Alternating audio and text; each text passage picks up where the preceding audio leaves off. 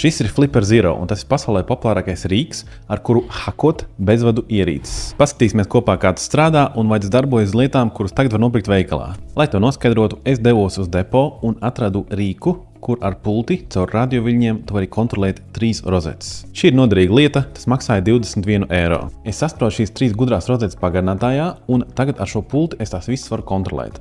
Paskatieties uz šo lampiņu. Es uz pults nospiežu vienu pogu, un tā paliek zaļa, kas nozīmē, šeit ir elektrība. Es nospiežu otru pogu, un elektrība pazūd. Tagad es šajā rozetē iespraudu lampu, kas man atrodas aiz muguras, un nospiežot vienu pogu, es to ieslēdzu, nospiežot otru pogu, es to izslēdzu. Tagad apskatīsim man Flipper Zero.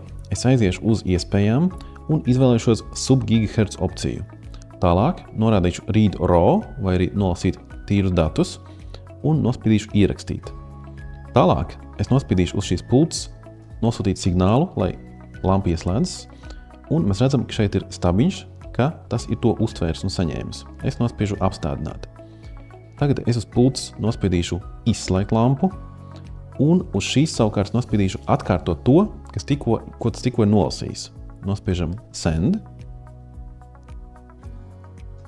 un lampa ir ieslēgta. Tieši tik viegli ir noķert signālu, ko sūta kāda ierīce, pierakstīt to un pārsūtīt atkal pie jaunam, tā kā ir vēlēšanās. Līdzīgā veidā Flipper Zero var attaisīt pat automašīnas durvis. Tas nestrādās uz jaunākiem modeļiem, kur ir rotējušie kodi, bet uz vecākiem strādās. So now I'm gonna unlock the car. Un ar to pat var atvērt garāžu durvis, ja tās nav aizsargātas ar rotējušiem kodiem.